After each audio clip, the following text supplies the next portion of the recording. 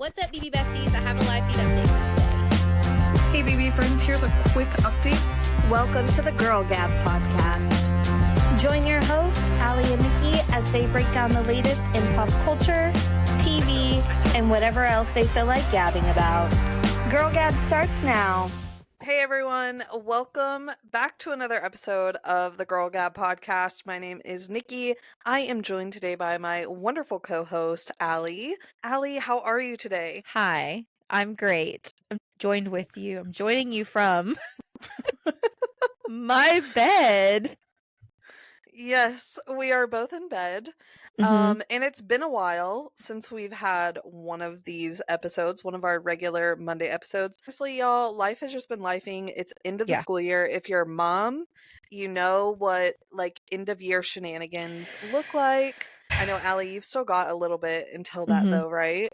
Yeah, technically there's 2 more days because there's obviously no school tomorrow. It's Memorial Day, but yeah, then we're out on Wednesday. Yay, summertime. We've just like schedules have just been hard to match up, or we've just been extremely low energy from doing all of the things. So we're back today. We're gonna try and get back on track here, but that's where we've been the last couple weeks with these Monday episodes. But today we are just having a gab session for you all. Random chat. So I know we first want to talk about Survivor, the finale, and maybe some things that are rumbling online for season 50. Allie, kick us off. Okay, yeah. So you watched the Survivor 48 finale, right? Yes, that's correct. It was very difficult to watch. I don't know why I was cheering for Mitch, because I just should have known that first of all, they're dumb to take him, because if he goes to the final 3, he's winning. Period. Yeah, His story is too 100%. great. But for some reason I thought he would slip through. I was not expecting Kyle to win that final. I really thought Joe was going to be the winner. I don't know. I was a little shocked by that too. But truly the only entertainment that I feel like I really had, because watching Mitch go out in such a sad way just ruined my entire mood for the rest of the episode. Seeing the fire challenge was interesting, because I was concerned that we were about to get a repeat from the prior season 47. And I know you did not watch that, so I'm going to explain it to you. So you were watching the fire on this finale, and you saw how it was like blowing over. Yeah. Okay. So last year, we had someone build up their fire very quickly. It was flaming. Okay. And we were like, oh my God, like this is the fastest fire ever. But then the wind kept blowing it over the same way that it was blowing hers over, Eva's over. But it kept doing it. And this person could never get their fire to like fully stay upright no matter what they did. And it took so long that the other person that they were in the fire challenge with ended up actually winning. Even though their first person's fire was such a better fire, it was stronger and it was better, it was not, the base of that fire was not hardy enough. Even though it was a taller fire, the base was not strong enough to keep it going up. So that is when I learned that if I'm ever on Survivor, then I need to make sure that I have a solid foundation for my fire, because it be windy out there in Fiji. Apparently, yeah. Yeah, I guess I was hoping for that to happen, because I would have much rather seen Camilla in the end than Eva. Yeah. But I'm glad that Eva didn't win. I went into it also thinking that Joe or Eva were going to win. I was not expecting Kyle to even be an option. Honestly, I kind of figured that he would go out when Mitch did, or at the very least during fire. Wasn't expecting him to win immunity. I'm not mad with a Kyle win, because since about halfway through the season, I've just been begging for anyone but Joe and Eva to win. I think the most shocking part of the episode for me was that Joe didn't receive a single vote. That to me was surprising. He got 1 vote. From who? Cedric. Oh, why am I not surprised? Okay. Yeah, that tracks. Yeah, Cedric gave him a vote, and Eva got 2. Mary gave Eva a vote. I can't remember the other person that voted for Star. Star, and Mary voted for Eva. Okay. Which Star? We got to talk about it sometime, my friend. Okay, let's talk about it because I love Star. Star is my I do spirit too. animal, and I hope to see Star again because Star, and Yes. I think Jeff likes Star. In hearing Mhm. you can always tell when Jeff genuinely likes somebody and when he genuinely hates somebody. He lets his feelings be known, and he genuinely likes that girl because the way he was giving her kudos, that he was like, you look so chaotic and you seem so chaotic, but in all reality, you do actually know what's going on in this game. Like, Yes. you might have had trouble connecting with people, but you still knew what was happening. You still knew the hustle and bustle of the tribe. Yeah, I really, really liked Star this season. She was one of my favorite people on the cast. Yeah. I just don't like that she voted for Eva, but somehow, like, after she gave Eva her idol, that just kind of became like someone that she was under her spell of. But it wasn't the most shocking thing that she voted for Eva, but I did kind of hope she would vote for somebody else. But yeah, I don't know. I think that I thought it was really entertaining at the final tribal council when Kyle kind of pulled the rug out from under Eva, because that moment when she was like kind of taking claim to the Shaheen vote out, and then Camilla kind of Yeah. interrupted there, and then Kyle explained like the whole Kyle Camilla situation and just Eva's face throughout that whole thing. And it was just wild that she kept being so shocked that Kyle was even getting any votes. Like it's Yeah, Kyle won after that. After Camilla helped him, that was it. And the way Yeah. they edited that to be like, I got you. Like, I was like, all right, he Mhm. just won. Yeah. But yeah, enough about that. I want to talk about, I know we both just got bored with Yeah. 48, but I want to talk Mhm. about the potential cast leak. So we know Survivor 50 is going to be returnee and a fully returnee season. And when I hear Survivor 50 fully returnee season, I'm thinking legendary. This is going to Mhm. be huge. This is going to be massive. It's going to have people we love. Yeah. We know that on Wednesday on is it Good Morning America? I can't remember which Yes. one of those good morning shows that's on CBS. Is it the Good Morning America CBS? It is. Yes. Okay. Yes. I always get there's like today, good morning, and there's all the different Yeah. ones. So they're announcing it then. I'm a little bit nervous because like you probably the same thing. Like I'm going to try to tune in, but I also have to take my kid. Well, no, cuz your school's over. So I'm going to need you to Mhm. be ready to text me if I'm missing something because Reality Kid can't be dropped off at school until 7:15. So you don't know when they're going to announce it. You don't know if they're going to announce it like first thing in the morning. I would imagine they're not No, going to they announce it gave a right off. time. Oh, I did think they? it's What's the time? I think it's 7:30 Eastern, which for me just I'm gonna have to Shoot. set an early alarm to even be up at that time. Oh, because it's like 6:30 for you. Yeah, and I need to be like fully with it to 7:30? get this Shoot. information. That really I'm pretty sure I sucks. saw that somewhere. Let me Google I'll just be to like, make I'll be sure, but rolling back home. Like, I'll be at the door ready to drop him off at 7:15, and I'll be rolling back home like a bat out of hell because I don't think I'll make it. But I'll put it on my phone. I have like YouTube TV right now still. But while you're looking that up, when I hear about Survivor 50, I think legendary, and especially like they're announcing the cast so early for us, which is also insane. But I think they can't get around it because we would figure it out anyways, considering you're going to know that, okay, certain people are active on their socials and then they're not. So, like, it just makes sense to go ahead and drop it. But there are multiple different rumors. I've even seen rumors that Elizabeth Hasselbeck was coming back. Like, I've seen so many different rumors, but there's one that's been circulating this past week that is apparently super, super credible. A lot of super credible sources have confirmed that the validity of this cast list in ways that they can, at least. So everyone's talking about it, and I kind of want to go over it because I am extremely disappointed. As I said, when I think about Survivor 50, I think about fully legendary people. That is not what we are getting, okay? At least half of these are from the new era. There are 22 people. At least half are from the new era. That is that's why I didn't know any names. That explains yeah. it. Because I was like, when I was looking at it, I was like, I don't know, like any like do I Yeah, just I'll have I tell just forgotten you. everyone? But no, that explains it. Yes, I will tell you what season what season they're from and stuff too. So when I tell it, it might jog your memory. But yes, there are a couple people from the new era that I'm okay with.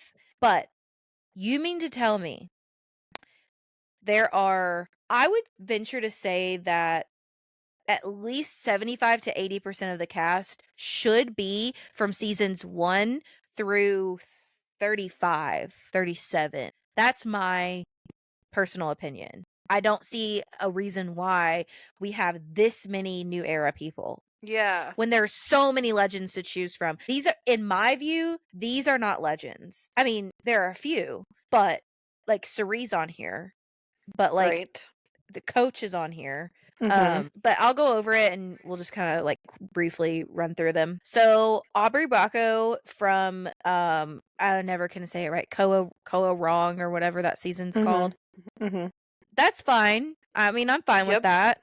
Q, you probably don't know Q. He's from season 46. I'm okay with Q. Of people from season 40, from a 40-something season, I'm okay with Q. Charlie Davis, season 46, I could care less. So that's the other thing. Is like, why do we have two people from the same freaking season? A new era, two people from season 46 right there. And that's not, I think there's another one that we're going to get to. Yeah, because Tiffany's on here too. Like, that makes no sense. So, okay, so Charlie Davis, season 46. Rick Devens, Edge of Extinction. Do you know Rick? I have not watched this season, but I'm familiar with the name and like familiar with some of the like backstory and stuff. Colby Donaldson, Australian Outback. Yep. Tiffany Nicole Irwin, Tiffany Nicole Irvin. That's also season 46. So we have Q, Charlie, and Tiffany from season 46, and that's 3. There's also going to be What's the point? Exactly. There's also 3 from season 48, the season we just had. So, Cerie Fields, they list her as Panama, but like obviously we know she's on multiple. Cerie Fields, obviously, hands down. I would actually be upset if she wasn't there. Personally, Yeah. Emily Flippin, you will like Emily. She is season 45. Season 45 is the first season of the new era that I like jumped back in. Emily's story is, you would have liked she would have pissed you off the way she pissed me off, but by the end of the season you would have liked her because she grew as a person. Gotcha. Right off the bat, Jeff asked a question because, okay, so to add a little bit of Big Brother lore into this, Zach Wartenberger wasn't actually the first person to leave on his season 44. It was another guy who like bumped his head really hard. Yes. Okay, so that guy leaves season 44. We have Big Brother, all that happens. Then season 45 airs, which had already probably filmed before Big Brother. But anyway, so season 45 airs. Emily, the guy comes back, right? He comes back for a redemption, which has happened in Survivor history before. Like they'll bring one person back or so. And I actually thought it was kind of fair, honestly, because all he really got to do was get through the first challenge, and I don't even think they made it through the first night with him, if I remember correctly. Like, I don't even think he made it through sleeping there the first night before. Like, it was a big deal. He was really upset. He didn't want to leave. Jeff had to be there and everything, and he was like, hey, like, I'm so sorry, like, medical is not clearing you to stay, whatever. So that's why he got to come back. I was fine with him coming back. Emily, so Jeff talks about it. Oh, if you notice, we have, what's his name from it might have been season 43, actually. I forget what he was. It might have been another season, but anyways, Jeff was like, so-and-so is back. And Emily was the first to speak up and be like, this isn't fair. And she was just very abrasive, very aggressive, very she was too much. But over the season, and she continued to be too much. She continued to be that person that everyone was like, you're too much. She was just incredibly rude, like she was. And she came into herself and realized that she was coming on too strong and being too much and being too vocal. And then by the end of this, she lasted a really, really long time. By the end of the season, she was a totally different player. I think you would like Emily as long as she doesn't forget what she learned. Because you and I are kind of the same way. It's like, did you not learn your lesson? Right. Okay, so that's season 45. Season 48, Kyle, who just won, which I'm not even a person that's like, winners shouldn't come back, but I'm just like, why? It was just last season. Like, why is he coming back? It also I don't puts know. him like at an unfair advantage as well, because it's the most recent, like that's going to be very fresh in every single person's mind, is that literally they just finished watching him win. I don't know that it's a unfair advantage. I think it's a disadvantage because everyone's like, he just won. Yeah. Which I have something to say about Cerie. I need to go back to her in a second. But so Kyle, season 48. Then we have Chrissy Hoffbeck, which that's heroes versus healers versus hustlers. Did you watch that season? I only kind of watched it. I don't think so. So her name's Chrissy. Then there's Christian Hubicki from David versus Goliath. You watched David versus Goliath, didn't you? No. It's a pretty good season. Joe Hunter, the only person that we'd probably be okay with from coming back from season 48. Listen, Kyle, Joe, Camila, why are you bringing back the final 4? Yeah. To me, that's stupid. Like, I really wanted Thomas to get another chance. Thomas, I feel like we same. were so robbed of him, and I was really, because like Robbed. that was a very popular opinion when he was voted out, like on the online community. So I was really hopeful that because it wasn't just us that felt that way, it was a popular opinion that would kind of help his chances on being someone selected from this cast for season 50. I think they are doing a huge disservice. If this is the true cast, it's a huge disservice to not only us, but just the season as a whole to not have Thomas included. Messy. Now, and I'll get to this when I get to this person, but a reason that I low-key believe this list a little bit, there's reasons I don't, reasons I do. One reason I don't is because that does seem absurd to have 3 people from 46 and 3 people from 48. It seems obnoxiously absurd, and also why the final 3? Like, Yeah. that's freaking That's weird, wild. right? So especially like 2 out of the 3 were a duo together. exactly. Or not final 3. It was 3 people from the final 4. Yeah. So Yeah. it's just, to me, that's stupid. I don't like it. I think it's dumb. But when I get to the season 47 person, I have something else to say. Where was I at? Camila. And then Angelina Keeley, that's David versus Goliath. Stephanie La Rosa, that's Palau. You know Stephanie. Yep. Jenna Lewis, Borneo. Yep. Aussie, Cook Islands. Yep. Genevieve, that's season 40. I think it was Jeff that confirmed there was at least one person coming back from there was one person coming from season 47 to Survivor 50. So that's one reason why I'm like, could this be true? Because there's only one person listed on here from season 47. Hope this isn't true, because I hate this cast. Like, I really do. Yeah.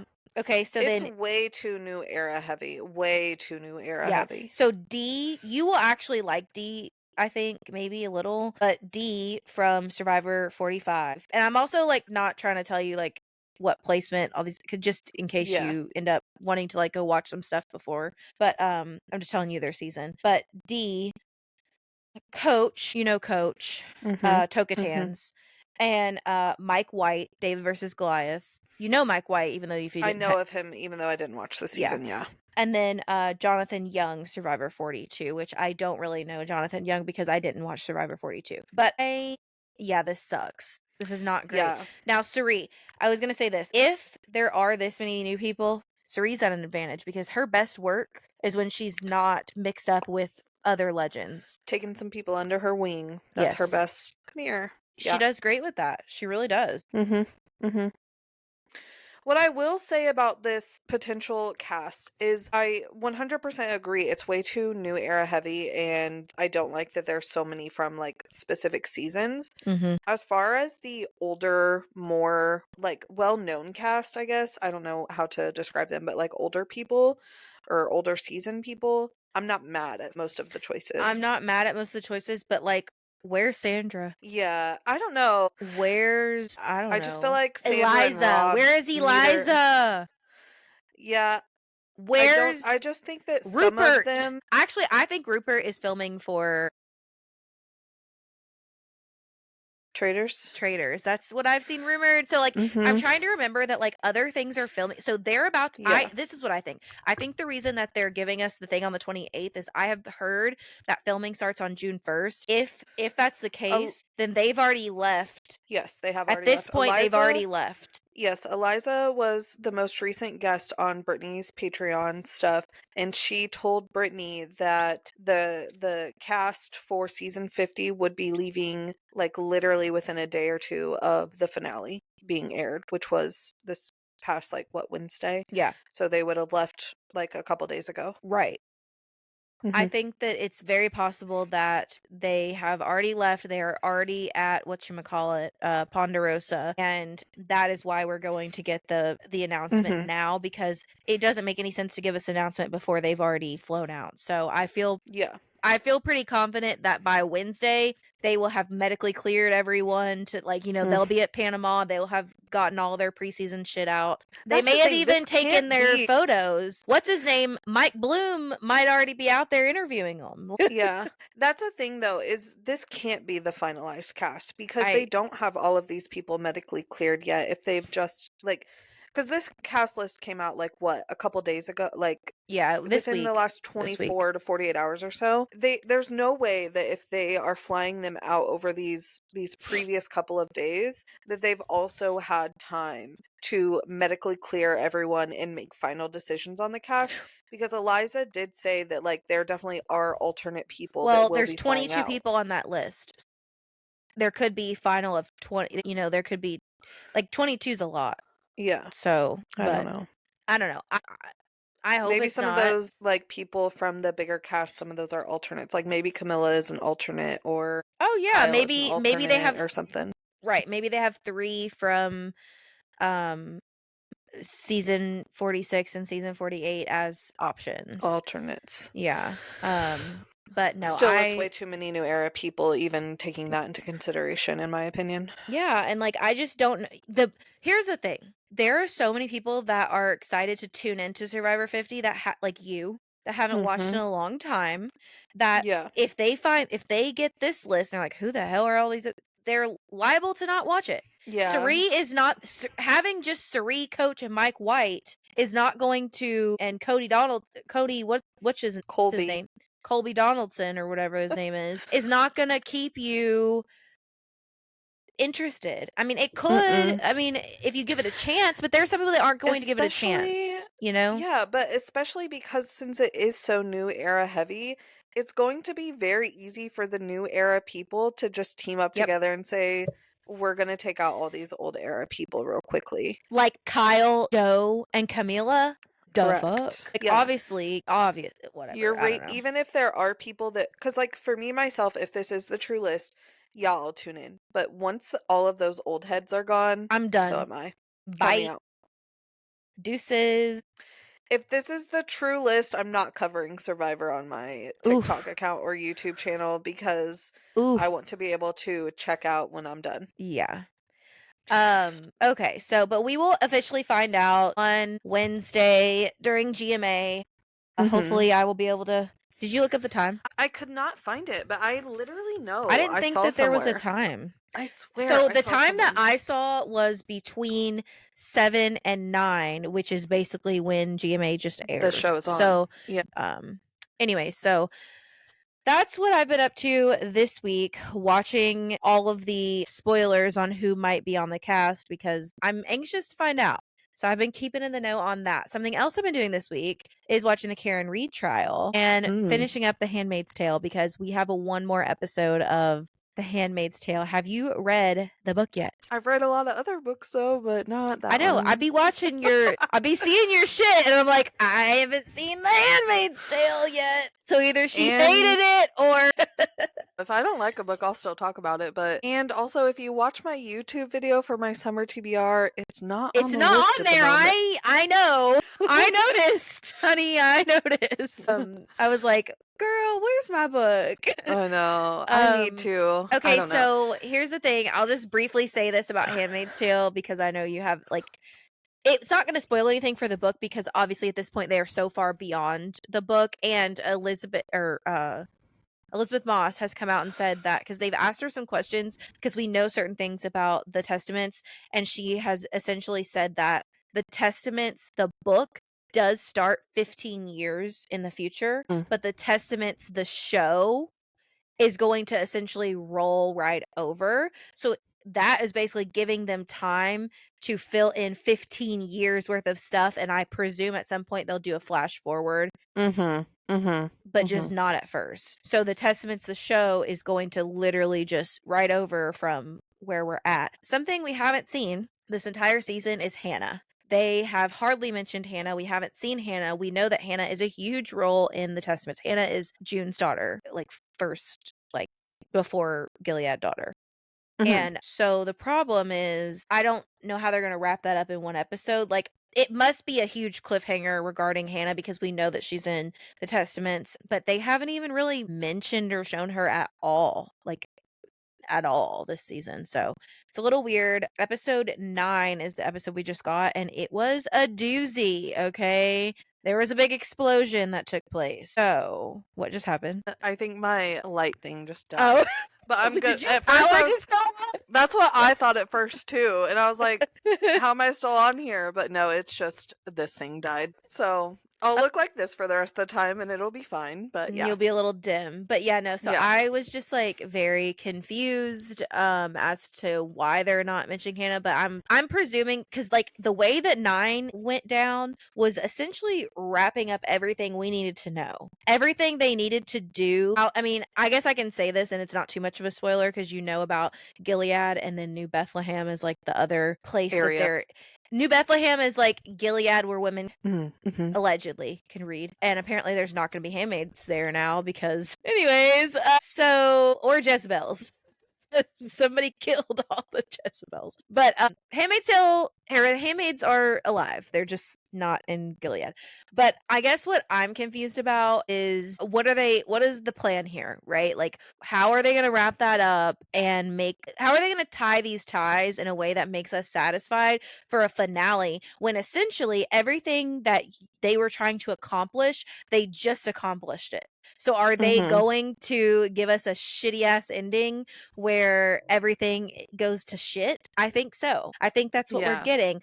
Also, you will find this out from the book, but we didn't know this from the show that there's a thing called Mayday, and there's a person that apparently has been Mayday the whole time. Mayday Is is this like A on Pretty Little Liars? Is that what it is? Mayday is like the rise of the resistance. So like that's what June's doing now. She's a part of Mayday, which is like a group of former military doctors, like people that are trying to like rise against Gilead that had already escaped from Gilead and are back in where they have to keep moving because like Canada has shut down. Now Canada's turning on America. Like it's a whole thing. Mayday is Present like day times, yeah. yeah, Mayday is like a rise of the rebellion or whatever. Like they're trying to take down their goal is I don't want to tell you what their goal is because if you do watch the show, but they have a goal and they're going to perform their goal and the goal needs to happen, okay? To take down everything that has to happen. It has to happen and they're working on some things, okay? And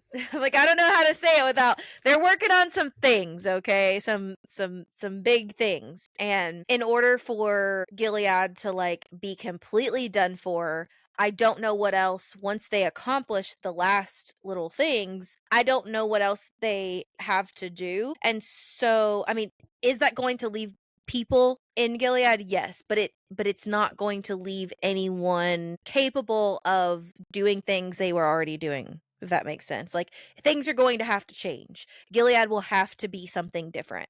Are there going to be people there? Yes. There's always going to be not the colonies, but the people that wear the gray. I can't remember what this was called. I remember you But you know what I'm talking talking about about. them. Yeah.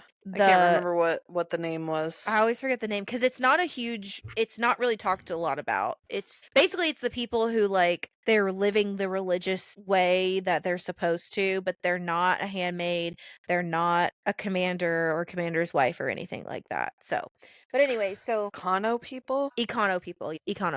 So, yeah, so the Econo people I guess will be there, but what power they have, I don't know. I mean, I guess they have the same power to rise as anybody else, but Mm-hmm. a lot of feel like people it's just went probably down, just- is what I'm telling you. A lot of people just died. Yeah. Okay, a lot of people just died in the way, like a la Grey's Anatomy Circle 2010. Never watched, never will. Plane explosions. I feel like the finale episode is just going to be a way for them to set up the Testaments. Like I think so. I think it's going Has to to be a be. big cliffhanger, and it's going to be a disappointing finale if people don't plan to tune into the Testaments. You know what I mean? That's what I'm like thinking. It could be a little bit disappointing. I think That's what as I'm a thinking. resolution to this series. That's what I'm thinking because episodes 8 and 9, in my view, were essentially an ending. Right. So now it's going to tell us what's to come, I think. Mm-hmm. Mm-hmm. And we're going to have to hear from Hannah. Like, they can't not Like, they literally cannot end this without mentioning Hannah, and Hannah is a huge part of the testament. So that's why I'm saying, like, this whole last episode is gonna have to do with maybe June going back to try to get Hannah, because Hannah hasn't been unalived, but, like, she's also not in Been America yet. around. Yeah, she's Yeah. not. Yeah, so June hasn't actually seen her since, like, it's been a couple seasons since June's seen her face to face, I think. But no, so the one person that I was telling you that was Mayday in the book the entire time, everyone on, like, whenever I do a video about it, everyone's like, well, he's been Mayday the whole time or whatever. It's in the book. And I'm like, yeah, but the show doesn't have to follow the book. No. And it would be really strange for him to all of a sudden be like, he was Mayday. Like, nothing else he would have been doing would have actually made any sense whatsoever. But you never know. They would have to really loop some things back together to make that make sense. There is What I will one say- theory is that people are saying that when he got on the plane, so somebody gets on a plane with a bomb to bomb a bunch of people, okay? And what he meant to do was drop I'm just telling you, because I'm like, at this point, I'm just gonna have to tell you. He gets on there. This is not going to be in the book, so it doesn't spoil the book, but it spoils the series. But he gets on there with a briefcase, and the plan was to get on there with the briefcase, to leave the briefcase. He was going to get there before everyone else, leave the briefcase on the plane, so that when all these other people got on the plane, that it would unalive them as the plane sets off. But he wasn't going to be on the plane, and it's not a suicide mission. Well, it ended up being a suicide mission because he gets there and everyone got there early. So he was not going to have enough time. Like, then they were like, oh, what are you doing here? And he's like, and then it's just like this big dramatic moment. And it's like, obviously, he's sitting there wondering like what he's going to do. June is like behind the corner, like hiding. And they're like, are you going to get on? And he's like, after you. And so like, that was his last, like, he knew decision. And he's the guy that like kind of started it all. Like, obviously, we know there's somebody else that starts it all because she writes a book that really starts this movement. But this other guy, he never was religious. He didn't give a shit about that. He cared about the environment, and he was trying to get things going with that. But he ultimately let power be power, and he let the powers that be take over his brain. And it ended up causing his wife to go crazy. Like, and she ended up dying. Like, it's really sad. Like, his story actually is kind of sad. But he's one of the commanders that like doesn't go to Jezebel's and like hook up with all the women. He's one of the commanders. Like, he doesn't care about all that. Like, it wasn't about being some macho man. It was just about like personal power and wanting to actually clean up the environment. So I guess, at this point his wife's already dead. So I think this is my interpretation. In that moment, he's sitting there going, I've done enough. I can make a lot of things better in this final moment. This is my moment to make everything that I did that turned to shit right. And it was, and that's what he did. So he gets on there with his briefcase and he knows, all right, I'm about to die, we're all about to explode.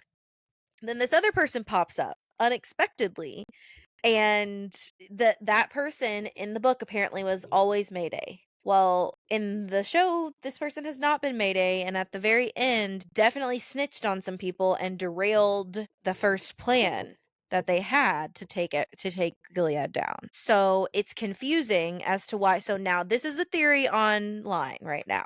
Because we never see this person from here down, the theory is, could he have had a briefcase as well? We just didn't see it because he's getting on the plane as well, and he obviously unalives as well. So people are saying like, we'll get more information from that moment in the last episode. Maybe he had a briefcase as well. Because his wife tells him, go make this right. Go finish the job is what she says. So his intention was getting on this plane to like he didn't have to get on the plane. He could have been alive. So now people are saying, no, he was Mayday. He knew. He didn't think that the other Commander Lawrence was going to have time to get on the plane with the bomb because he's Mayday, so he knew the whole time. But that doesn't make any sense because if June's been working with Mayday lately, she would have known that somebody else was Mayday. You know what I mean? Like, how are they gonna? They would have to really wrap that in a weird way for that to make sense. What I will say is, as someone that okay, two of my like all-time favorite shows, Gossip Girl Pretty Little Liars. Started as book series, and they both have like these secret identity people as a big story in the plot line, and have since then became TV series. The secret identity in both of those changes on the TV series portion, and it makes zero sense.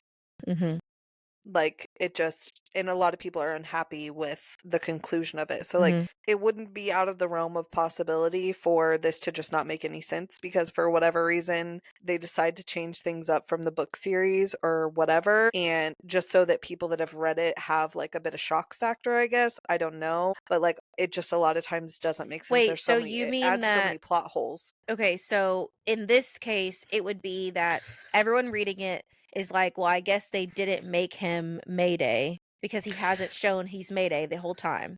But then at the very end, they give it to them. Yeah. But it wouldn't make any sense for anyone else watching it, though. That's what I'm saying. Like, it wouldn't make sense for any of us who haven't read the book either. And then it wouldn't make sense for people that have read it, because it wouldn't tie this in together at all. Which is exactly what happens with Gossip Girl and Pretty Little Liars both. Ugh. They're both very disappointing conclusions to the whole series, and it all is just because they didn't want to have the same ending as the book, or the same, like, secret identity as the book. So you it's might like be just very disappointed. disappointing. When you do read the book, you might be disappointed, because I have been told that the season 1 ending is where the book ended, which leaves everything up to interpretation. So I hope you enjoy something that you have to figure out yourself. I don't like ambiguous endings. You're making me not want to read it more and more. I do not like ambiguous endings. No, I do not. So, and I don't know if it's actually ambiguous in the book, or if they had to leave a couple ties open so that they would be able to roll into season 2. But I have been told that everything that happened season 1 essentially follows the book. But if that's the case, why am I just now finding out that Nick was always Mayday? Was he always Mayday and they find that out in the Testaments? I don't know. Yeah, I don't know either, because I read them. I'm just saying, like, well, I need you to read it. I need you to read it. Theory, I was just giving you my opinion based on, like, book to TV adaptations and secret identities, and how disappointing sometimes those can be because of past experience. I don't know why they think that they need to do that. Like, the secret identities still would have been just as good, even if it was the same person. Or there was also other avenues that they could have done that would have made more sense, and they just went for both shows with the thing that made the least amount of sense. Yeah. Okay, one thing that, can I move into something that I want to talk about that's kind of Handmaid's Tale adjacent, or at least this most recent episode adjacent? Okay, so whether or not you are a Handmaid's Tale watcher or not, if you're a Swiftie, you know that we were all excited about this most recent episode, because we did get a Taylor's version Reputation song. Wait, you need to tell them about how upset you were with me. And I was like, I don't know what's going on. You came in hot. I woke up to messages. It probably was like 6:30 my time, so it was probably like 5 your time. Yes, because like, what the hell is going on? Okay, so this was my perception, because I woke up and, like, couldn't sleep, so I got on TikTok and I see all these people talking about, like, Rep TV on the latest episode of Handmaid's Tale, and since I don't watch it, I don't know. You were like, Allie had the audacity to not mention this to me. I was like, okay, let me get on my phone real quick to Allie and be like, how are you going to watch an episode of Handmaid's Tale and not tell me that there was Rep TV in the First of all, episode? what the hell is Rep TV? Here's the other thing, Nicolette. Like, I also am not a Swiftie, so, like, I don't know what the fuck you're talking about. So even if I did have... Okay, so the ending of that is that I messaged you back and I was like, you said... I haven't watched it yet. You said, wait, are you actually caught up? Because I think after you came in hot, you realized maybe she hasn't seen it. Yep. And I said, yes, I'm caught up. However, there was an episode that just dropped like at midnight. Yeah. And I've been asleep. So, like, because I always wait to watch it. Like, I go to work and then I watch it when I get home from work that next day. So, like, I actually watch it on Tuesday, whereas some people, I guess, stay up Monday night, wait till it drops and watch it. I don't do that. Yeah. So I was like, I mean, you were like, oh, apparently it happened on the episode that you haven't watched yet. Okay, I was about to get really mad. And I was like, what is the significance? You said that okay, first of all, I didn't even notice that there was anything different. Like, I had heard that song before, so I would have just been like, oh, Taylor. Like, there would have been zero significance for me. So even if I had seen it, I probably would have dropped the ball because I wouldn't have known. But I now know that anytime I hear Taylor on any shows I watch, I should probably just notify you because you'll be upset if I don't. Yeah. That's a good policy to follow. I did hear the note change in this. It's at the very end because I did watch the whole scene because there was also apparently people think that this one person that gets off of the bus or whatever is Taylor. I don't believe that. Does it have do they have Get off of what bus? Whatever it was that all those people were walking off of. There's one person right at the very end. They think Taylor was on no. Yeah.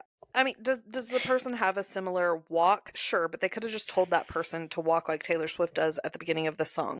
That's all. I mean, it's a stomp. It's a white girl stomp. It's fine. It's easy it's easy to just copy that. But anyways, so I did notice the note change at the end, but that's how so Rep TV is Reputation Taylor's version. The TV is Taylor's version. This is something that we have been waiting for forever. There's only 2 of her albums that she has to re-release that have not been released yet. They're completed. They're just not out in the public yet. And those are her very first debut, it's called debut, self-titled album, her very first album that she ever put out, and then Reputation. Me personally, I'm not really a country music person, so I didn't really care for Taylor Swift back in the country days. I would hear some of them on the radio from time to time, but I'm not really sitting here clowning and excited for debut TV.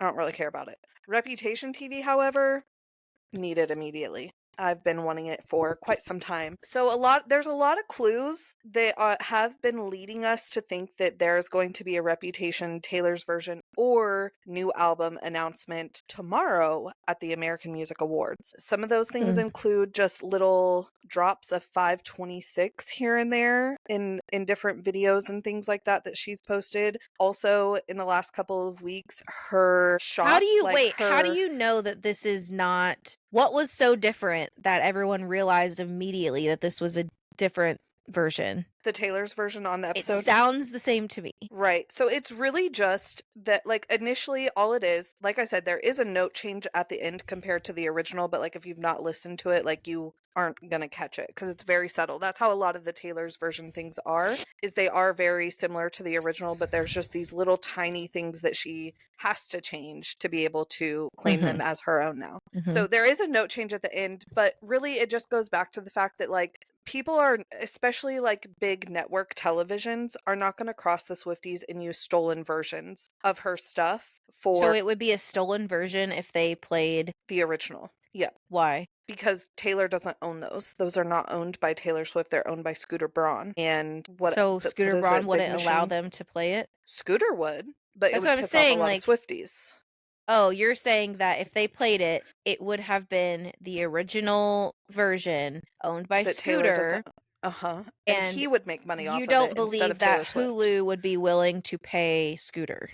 So what's the reason for Scooter holding on to this at this point when nobody's paying him to play these songs? Oh, the streaming, I guess. He gets money from streaming. But he, this week, is now trying to convince the other people that are partial owners of these songs to sell them back to Taylor, which they have tried in the past, and Taylor has said, no, I'm actually, after they saw how successful the re-records are and how she does end up making more money off of them and everything, and that people aren't going to use the they're not going to make money off of the stolen versions. They're just not. Does she get anything from the stolen versions? Because she's the songwriter, so she gets nothing, not even the... Why? If she wrote the song, she doesn't get... It's because of the way the contracts were. This was a whole shady ordeal that went down, which is why all of the Taylor's version stuff started happening. It's why she went back and is now redoing all of them. I did know that she tried to buy her songs and then he said no, and then she was like, fuck it, I'll do it myself. But I didn't realize that she was getting literally nothing, no compensation at all as the song That's kind of crazy. What kind of contract is that? A shitty one? I don't know. Like, I think it just, Evidently. I don't know. But there was a lot of headlines this week about how, like, he's really pushing to try and get those sold back to her. But she's publicly said before that, like, She doesn't no, I'm care. not She doesn't doing need that them. She doesn't because, need it. yeah, and like, it's another way that he then makes money off of them because it's like, I think they want to sell them to her for like it's an insane Because amount of he money. realizes that the streams on those are probably dipping dramatically, and eventually they'll become obsolete, and it will be Exactly. useless for him to own them either way. Mm-hmm. Yeah, and it's like she already had, like I said, the re-records are all completed. She just has 2 more that actually have to be released. So like, why would she's already done the time and energy to go back and redo them all. Why would she spend her money and send it to Scooter when she can just profit off of the new ones? It's not a good business decision for her to buy them back. Mm-mm. And kind of goes against the whole reason that she did them initially anyways. So, Scooter, enjoy your project, but that's what you get for being a fucking idiot. How about that? But anyway, so like networks just are not going to fuck with the Swifties in that way. But again, like I said, for sure it is a Taylor's version because there is a significant note change in the end of the song. But yeah, if you're someone that is not a big Swiftie, you will not notice the difference between any of the songs. And when she also releases the Taylor's versions, she also has vault tracks on all of them, which were songs that originally got cut from the original albums that are now added as new music. So we will get some new songs when those are announced. But a lot of the Swifties are heavily, heavily clowning that Reputation specifically is getting announced tomorrow at the American Music Awards. If not Reputation, then potentially another new album, but I would really like Reputation TV to be announced. Not the first time we've clowned and been wrong. I promise we clowned throughout the entirety of the Eras tour, but it does really feel like the fact that her merch store they've changed like the order of certain things to where if you take the first letter of like the top row of merch, it's the first letter is AMA's. And so like, it just seems like the actual Taylor team is kind of egging us on, which is normally a good indication that we're on the right track finally. This is only about the 300th time we've clowned in the last 3 years for this specific announcement. So the world will go crazy in Swiftie land if we get that announcement tomorrow. It will be a very, very big deal. Well, I hope well for you. I hope this happens for you. Me too. I'm so excited. I've been holding out. I have not bought any of her cardigans because I'm specifically holding out for the Reputation cardigan. And you will never see me run to a website so quickly as soon as it is announced for me to grab that merch. And I will buy one for Colby as well. And she'll just have to grow into it. But why haven't you like spent your whole life savings on a Taylor concert at this point? Social anxiety. I could have easily gone to the Kansas City show. I have a friend that got really good seats. She had I think it was Discover for Taylor that you had to get the early access. My friend had that access and easily got tickets. It wasn't a big deal. Offered to get me some, and I said, no, I cannot be in a crowd that big. I just can't do it. I just can't. I will say how are we gonna go on? So how Sway are we gonna make it on a BB cruise? I have a room that I can escape into when I get overwhelmed. You know what I mean? Because like I can do it for a little bit. Cruises, but that's like it's a constant vacation of you being around nothing but groups of people. Even when you eat dinner, you're eating dinner in like a mass of people. But also like, okay, let me explain. I would have anxiety on that just because like I have travel anxiety. I mean, bitch, I just got anxiety, okay? But like I do have anxiety related to like travel, oceans, that's specific. It's just there. It does anxiety doesn't discriminate. It literally doesn't. But the anxiety that I have for like concerts and things like that. You need to take a shot of liquor. No, I don't. I hardly know her. Okay. But yeah. So yeah. And honestly, like I do definitely regret not I said that really weird. I regret not getting those tickets and the only reason that I do is because like I knew for me and my social anxiety, I would be really And uncomfortable the Travis whole was time. there at that one, wasn't he? Was that the one that Travis That's came to? So that was a really that big is the concert. night. Yes, that is the night I knew that something. Look that at all me. started. Look at you and your Swiftie lore. I knew something. It was That was so also that was the Kansas night that he went to the concert and like for the gave first her a time. bracelet or something, and like they had some Yes. kind of conversation, and then It he was like the slid start in of her it all. DMs allegedly after that. Okay, so I knew that. I Yeah. knew something. It was also that, which there was 2 nights in Kansas City, but the night specifically that my friend went to, it was also the night of when Speak Now Taylor's version had been released. So it was like a Speak Now Taylor's version release party. It was a really special night. Taylor Lautner was there. Joey King was there. It was the first night that we had Long Live as part of the set. Like Kansas City night 1 was a really big night in general for the Eras tour. But so one, regret not going because of the specialness that Kansas City night 1 was. But also, at the time that the tickets went on sale, Colby was not a Swiftie. She didn't know who Taylor Swift was, but as time passed with the Eras tour, more people were talking about it, and she started listening to her music. She became a big Swiftie, and she was a big Swiftie by the time the Eras tour for Kansas City rolled around. So I did regret not My getting guess is that tickets she'll come knowing. back because of the connection at this point. Yeah. As long as she's still with Oh Buddy, then I guarantee you that the nostalgia surrounding that location will be enough to be able to charge $1,000 per ticket.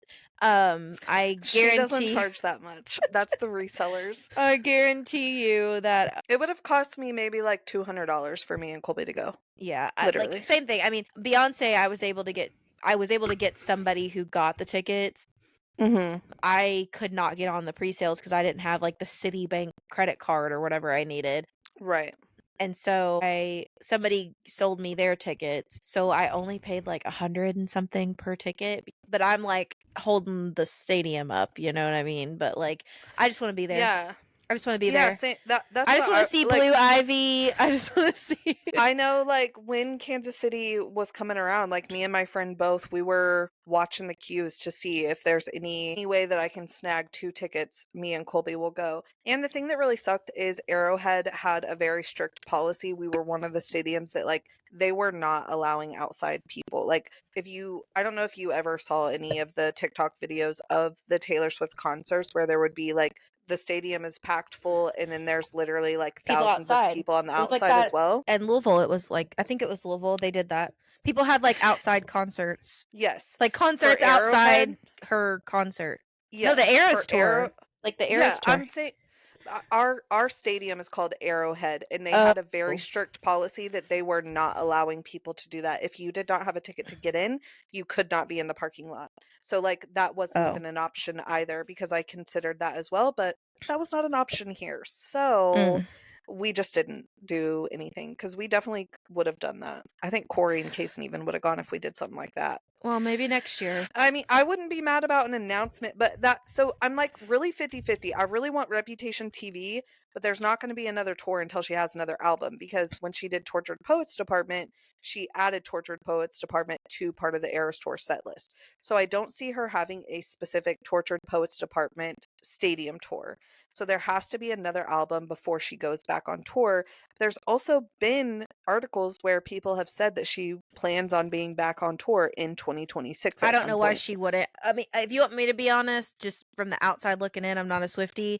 Her being of the age that she is at this point, and her being with Travis, if the two of them are starting to get serious about life together, my assumption is that she will be wrapping up her final tours with all of these Taylor's versions, so that she can be prepared for like life as maybe getting married. You know, you can't take a year off from touring and still be relevant, right? So like, I mean, you can, I shouldn't have said that, but like, you can't take a whole year off from a tour, right? Once you start a tour, you've got your year and a half or whatever, because her tours are like 2 years long, because she's got her US and then she does her UK and like her international. So like, if it would take another 2 years probably if she were to do another tour. I think it would be another solid 2 years of touring between practicing for the tour and then doing the tour to wrap up all of this Taylor's version shit, because that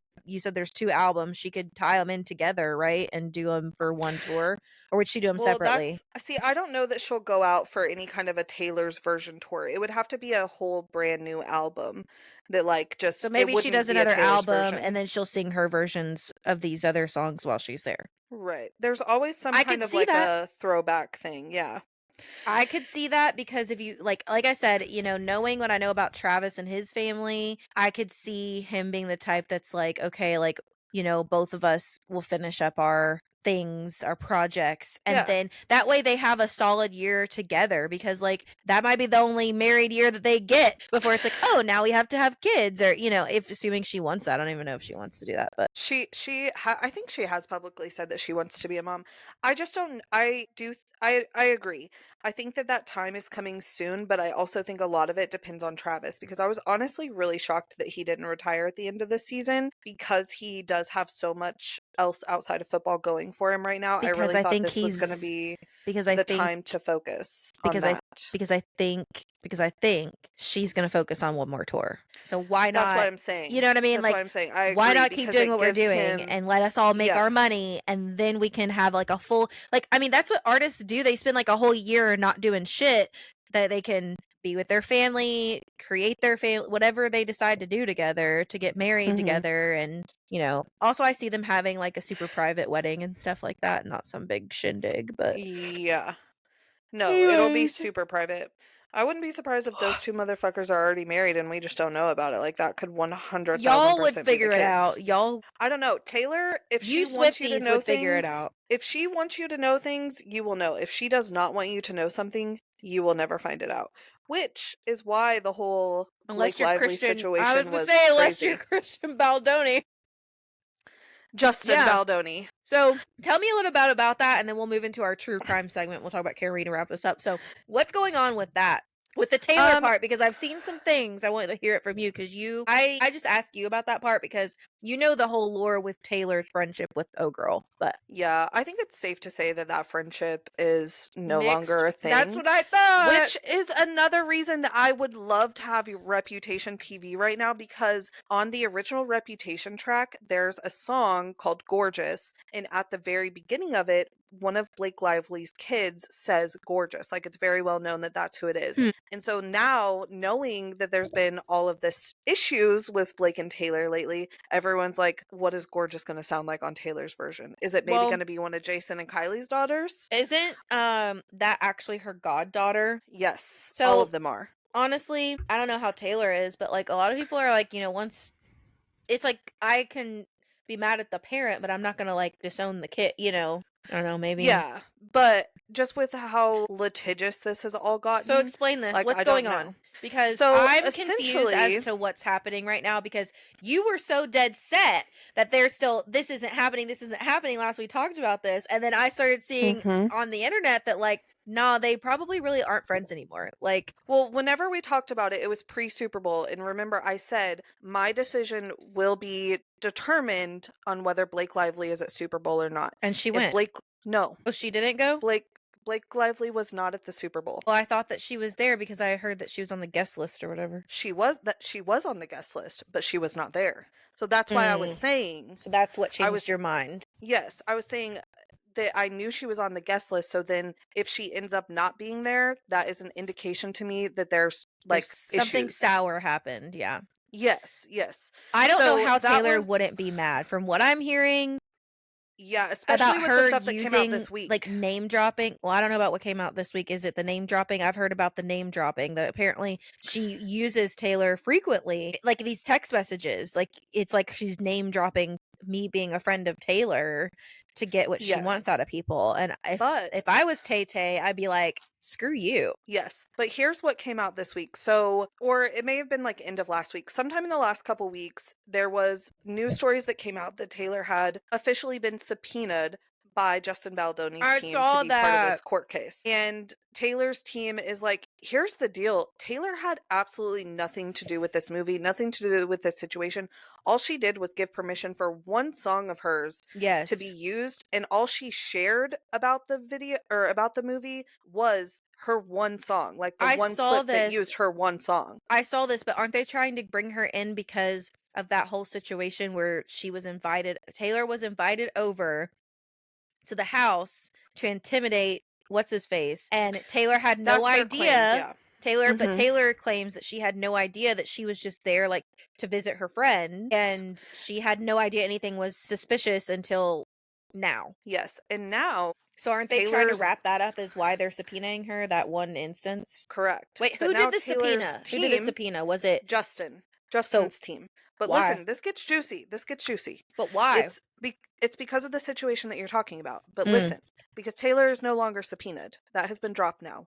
Really? Because Didn't hear that. Taylor's team, which we now know is Taylor's dad, shared some information with Justin's team that cast Blake in a very bad light, and they're just going to go forward with this narrative instead, because essentially Blake was trying to extort Taylor Swift to make a public post or a public statement saying that she supports Blake Lively, and that Where'd if you hear she that? didn't, Google it. But how did it Google get it. out? How'd that get out? Because Taylor's Taylor's dad was like, I've had sent enough it of to this. He was like, I've had sent enough of the this. information. Yeah, sent the information to Justin Baldoni's team. Her dad did. Where basically Blake said, if you don't make a public statement in support of me, I'm anonymously releasing all of our text messages from the past several years and Why making them would you public. message somebody that? I'll anonymously release all of our... Exactly. Then it's not anonymous, bitch. Literally. Do you know what Literally. anonymous means? Exactly. But once Papa Swift shared that information with Justin Not Baldoni's Papa team, Swift. now Taylor no longer needs to be subpoenaed for this court hearing. Speaking They've of dropped it. subpoenaed, guess who is subpoenaed for the Karen retrial, but we don't think he's going to be testifying on the state's behalf? Michael Proctor. Trooper Michael Proctor. Former Trooper Michael Proctor. Okay, so what is the last that you've seen? And then we'll talk about Proctor in a second, but what's the last that you saw? I didn't watch anything this week. Okay, so let me explain to you two of my favorite developments from this week.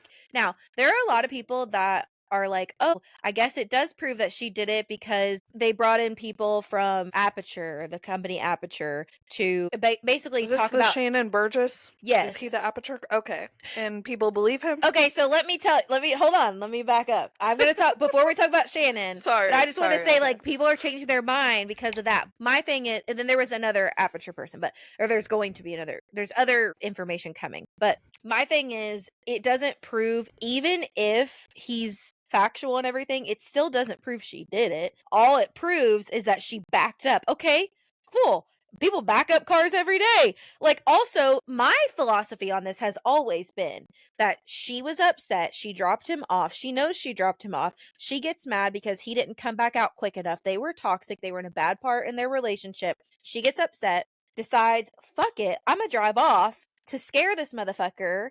So she drives off, goes around the corner, and by the time she gets around the corner, he's still not calling her. So then she's calling him. And then she's hoping that he starts having to beg and plead and cry and blah, blah, blah, blah, blah to come back and get him, because how else? He literally told her at the beginning of that night, if you don't come out tonight, I don't have a ride. And she's like, well, isn't so-and-so going? He's like basically he wanted her to go. She didn't really even want to go that night. And because she said that apparently these people that were friends with him were not good for their relationship together. So she didn't even want to go. Well, that's my philosophy, and I'm sticking to it. I really, really do think that she intentionally drove off to catch his attention, and when that didn't happen, she went home. And when she got to the house, you can hear, I'm with your fucking niece and nephew, blah blah blah, because she knew he would never want to leave, because she's texting him saying, well, I'm leaving, they're here by themselves, goodbye. That, to me, that's not a crazy person that just unalives someone. That is a crazy person that's like, answer your fucking phone. That's what that was to me. Whatever. Anyway, so let me talk about two of my favorite people that testified. Carl. We had Carl testify, and Carl was a DNA analyst with a company called Bode Technology. Bode, I can't remember, Technologies. And Carl testified to mitochondrial, I don't want to say it wrong, mitochondrial DNA. The short form is mtDNA. And apparently the hair on the back of John's vehicle, or excuse me, Karen's vehicle that everyone says is John's, well, he testified to the fact that the mitochondrial DNA was the only type of analytics that he could do on the hair. You do this mtDNA in the event of like, you're not okay, so like mtDNA would be used when nuclear DNA is not an option. Nuclear DNA tells you like specific match. That's the most common type of DNA. When that's not an option, you can do mitochondrial, I hope I'm saying this right, mitochondrial DNA. Am I saying it right? Mitochondrial DNA. Okay. So the mtDNA, an example of that when you would do that is like you have a hair shaft without a follicle or without a root or whatever. So that's what they had to do on this hair. The mitochondrial DNA does not tell you an exact match. It only tells you the maternal bloodline is a match. So it was very easy for the defense to get up there and be like, okay, so we know it's a hair. We know that it's a hair related to John, but we don't know that it's John's hair. Because Carl gets up there and he's like, well, could have there's been a like 90 the nephew or whatever. Exactly.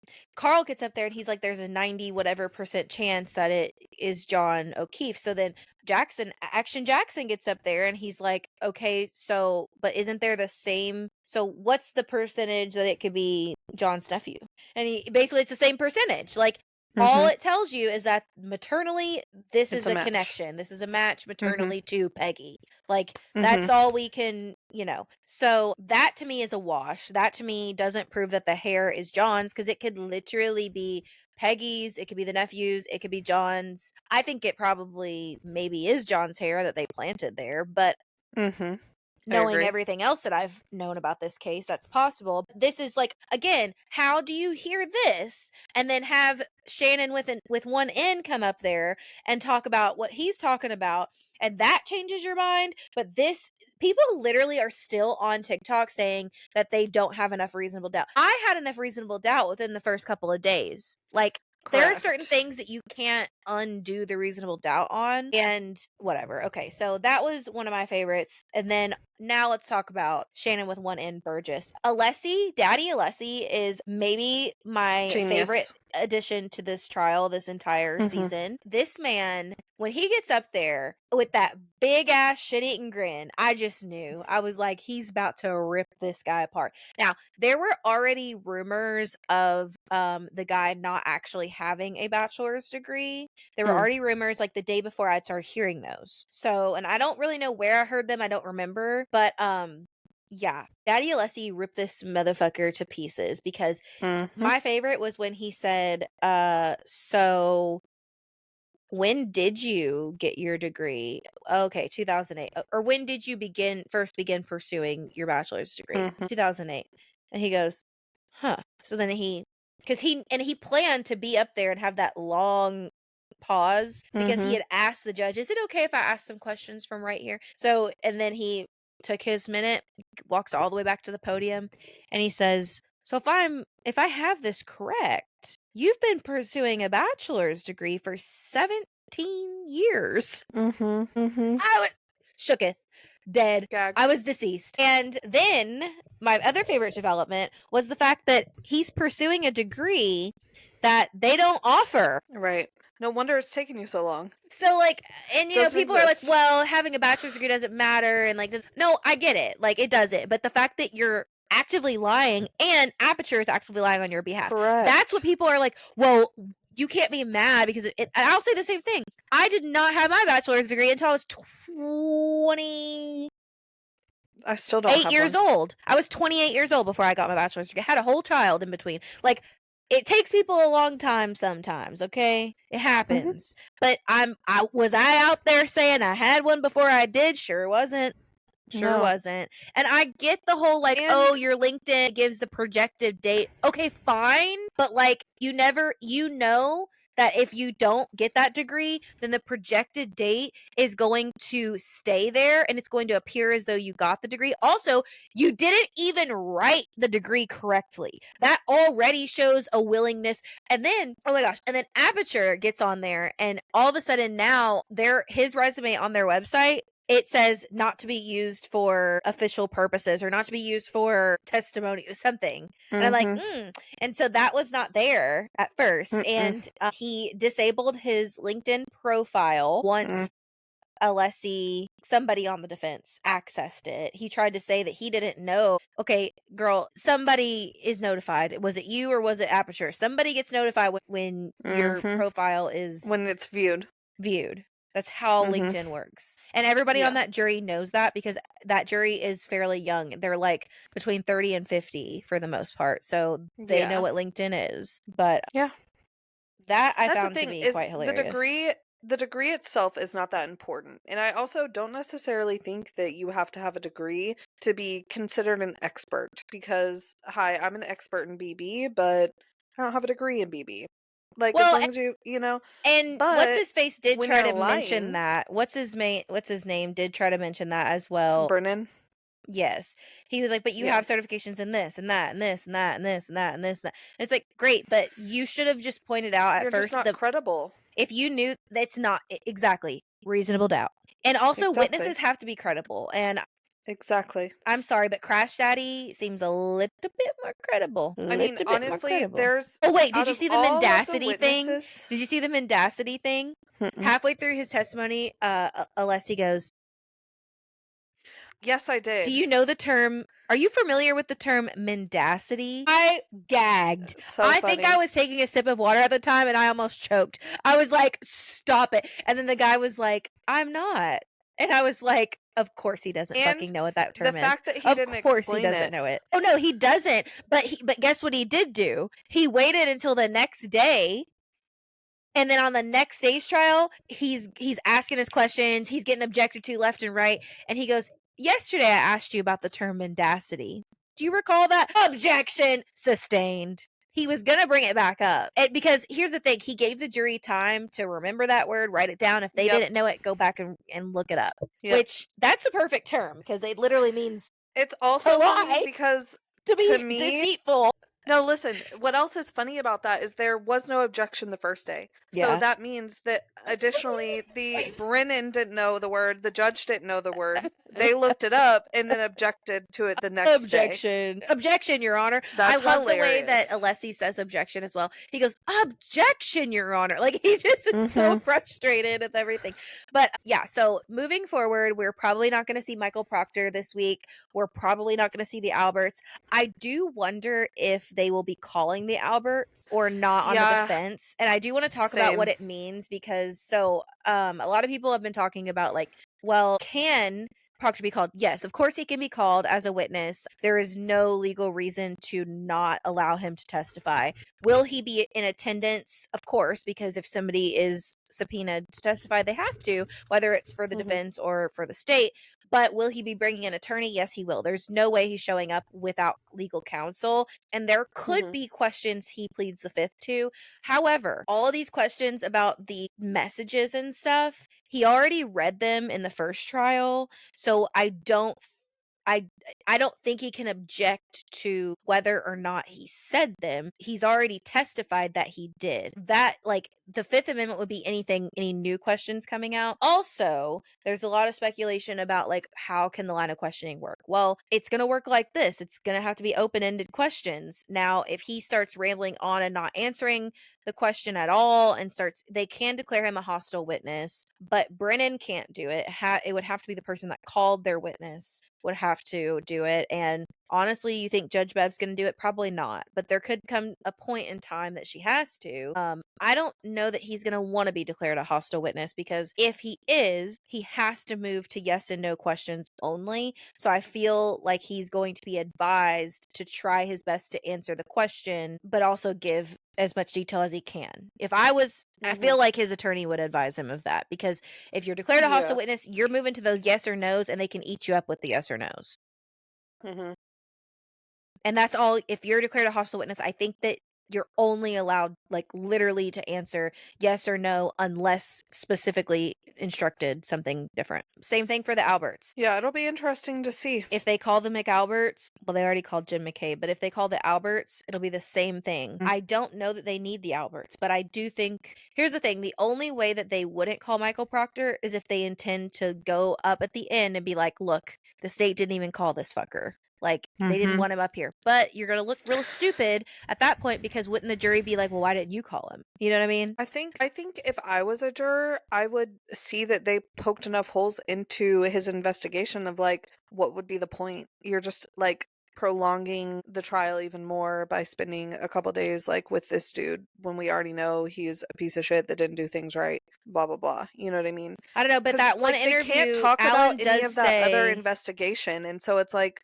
they've already given enough reasonable doubt and, you know, pointed out multiple times that he is no longer part of this force. Like, I think that the jurors probably get the gist of what has happened, since they can't outright talk about that other investigation with, like, the FBI and everything. So I don't really know either way that it helps or hurts them. I agree with you. I think that I agree with you. I don't think that either way it matters. I agree with that. But I think that it's a lose-lose scenario because the state didn't call them, because there's going to be some jurors that are like, why the fuck did we not get to hear from this guy? And there's going to be some jurors that are going to see through it and realize not all jurors, probably most of the jurors, are not going to realize how court works and realize that if they call him, it's not yes or no. It's open-ended. I do think that they set everything up to where they don't have to call him if they have enough. Yeah.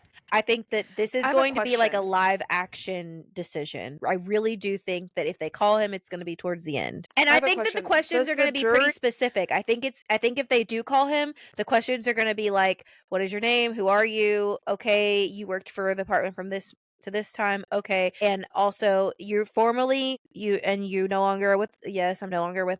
Okay. And then it's going to be like real quick, explain that he wasn't there anymore, explain that he no longer is employed, and he maybe will read more of the messages, because we have not heard all of his messages either. That's the other gap that leaves me wondering if he will come, because we've only read, what's his name? The Buchanan. Yuri.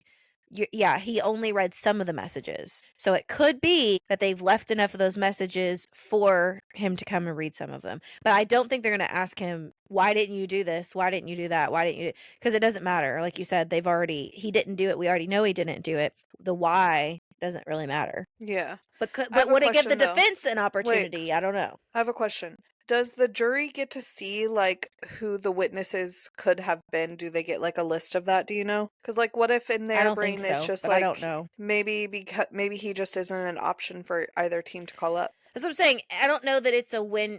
I don't know. There's going to be some jurors that just know this, but my guess is that if Right. you're on a trial like this, you probably don't know much about trials, because if you're a true crime junkie, You've heard about it. Yeah. yeah. Speaking of which, speaking of true crime, there's going to be another true crime case that I dive into after this is over. It's a local case, but I'll talk about it. The guy's trial is not until December, so I'll be able to get through Big Brother before. If he Nice. goes to, well, there's a couple people that are, but anyways, I'll tell you about it. Well, whenever we I actually think you've get told to me it. about it before. Yeah, it's Amber Spradlin is the girl that died.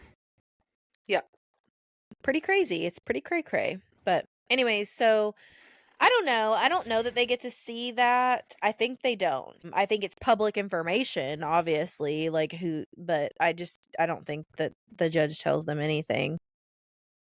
You know what I'm gonna do? Maybe I'll go back and rewatch Alan's opening statement, because now I'm wondering, did he actually promise them that they would hear from Michael Proctor, or did he promise that they would learn about Michael Proctor? I'm thinking he said, you will learn.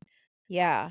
I'm thinking that that's what it was now that I think back, but I'd have to rewatch just in case. But I might do that, because I think he said you'll learn all about former trooper Michael Proctor. You'll learn all about how negligent he was, how this, how that. But they just haven't read enough of those messages. Like the whole R word thing, apparently that was huge last trial. Like there were some jurors that physically had reactions. They read that one. Did they read that one this time? I must have. That was a big part of the Yuri Buchanan one. Oh, he read that out. I must have forgot. And Also, I'm Alan getting Jackson confused. Went in hard on that one. Also, I'm getting confused on what I saw this 1 time and versus 2. last. Yeah. But yeah, I guess, I mean, they set up everything that they needed through Yuri. Yuri was up there for so long. I was getting tired. So long. I think that's why I haven't jumped back into it, is because it was good. I think that is some of the times where they were able to really bring up a lot of the issues with Michael Proctor was during that testimony. But then after seeing the same person for so many days, I just couldn't watch. And I've just been really busy. Well, and there was some technical that I haven't stuff. had time. There were some technical things that happened after that. There was also a brain surgeon that Brennan called. I don't know if you heard about that. He called this brain surgeon up. He's not a forensics like guy. He's literally a brain surgeon that does brain surgeries every day, like live brains.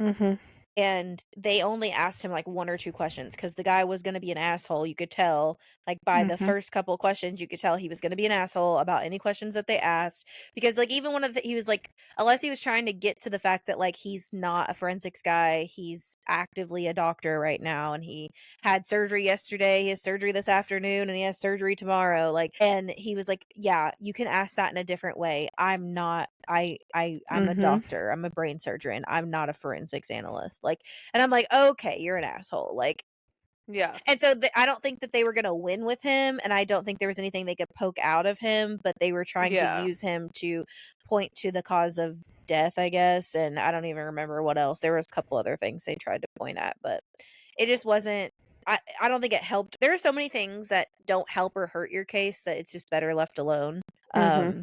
That's how I feel about Proctor. I think that they've left the door open. If they want to call him, they will. But Alan Jackson said, if they don't call him, we will. Now, that could have been just him saying that in the pretrial season to scare the state into making sure they call him. I don't know. Karen has promised us a robust trial. She has promised us that we will be going deeper than we did the first time. And I think the Crash Daddies are going to be a really big factor once again. I'm very excited for Mr. Hottie McToddy to get up there. I think he's going to have a lot to say. I think he is going to obviously, first of all, Alessi's going to spend a long time asking that motherfucker about his bachelor's degrees and master's degrees. Credentials and everything. And he's going to ask him, do you have a LinkedIn profile? Do you make sure it's up to date? Can you see when someone accesses your LinkedIn profile? I can't wait. I actually do hope that they ask him those questions because that would be so funny. And I'm also not a person that thinks that there was some weird shit that went on because of the questioning. Oh, and that's okay. So the Shannon thing, that could have all been avoided if Bev would have done what she should have done and done the voir dire, because that was all supposed to happen during a voir dire. So I guarantee you Alessi couldn't wait. They knew that Judge Bev was going to allow this person to testify. They knew that she wasn't going to allow the voir dire, which is really funny because they allowed a voir dire for the state with ARCA but not with them for Aperture. Yeah. But I am so happy because all of us fans were so upset about that. Fans, oh my gosh, we're not fans, we're true crime fans. No, we were upset because we were like, that should have been a voir dire, whatever. But looking back, I'm like, well, actually, now the jury got to hear that shit because the jury would not have gotten to hear, because Judge Bev probably would have controlled the questioning a lot more about his credentials, and it would have also given Hank Brennan an opportunity to like preemptively have the guy explain, prepare. Yeah, so this was great. I loved it. It's been a great week in the trial, but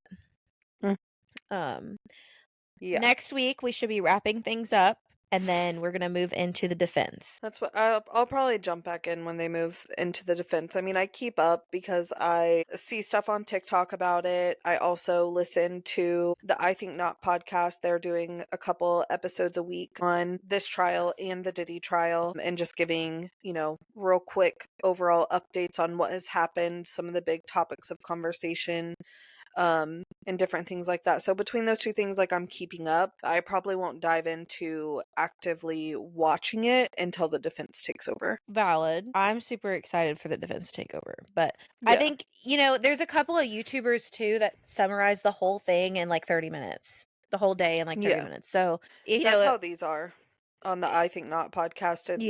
It's a 30-minute episode, and it's like 15 minutes on Diddy, 15 minutes on Is that Karen the one that Reed. I sent you and you're like, oh, I watch those people? I sent you their TikTok? No, that's Rebecca Lavoie on Crime Writers On. She's like friends with I Think Not, but it's not her podcast. This is Ellen Marsh and Joey Tarano. They're true crime podcasters. Got it. But okay. Well, anything else that we should talk about? I would love to talk about Amazing Race, but honestly, snooze fest. Yeah, it's over and been over, and I'm not even I gonna was watch happy it with now the because my winners. grandma told me the winners. I'm at my grandma's house, okay? And she's like, "Have you been watching Amazing Race?" And I was like, "Well, I'm a little behind, but I'm gonna catch up. I'm gonna watch it probably this week." And she And told you who she won? says something else. I forget what she said. And I said, "Yeah, I'm gonna watch it this week." Well, the winners were. And I said, "Well, I guess I'm not watching it this week then." And she was like, "Oh, are you gonna watch it this week?" I'm so dead. I said, "Well, I don't think I need to." "Well, I didn't know you were gonna go back and watch it. You said you missed it." That's hilarious. Yeah, I mean, it was boring, but I was happy with the winner, so that's my thoughts on it. Anyways, so I might go watch the finale, but at this point, it's like, I already know. It wasn't even really like an exciting finale, to be honest. Like, you're really not, you know who Yeah. won. That's it. I'll let sleeping dogs lie then, I guess. Thank you, Pat, for telling me the answer. Both of us are ramping up our personal YouTube pages. We are really trying to get you all to make sure you go over there because I think both of us, I know I do, have intentions on during the Big Brother season to do.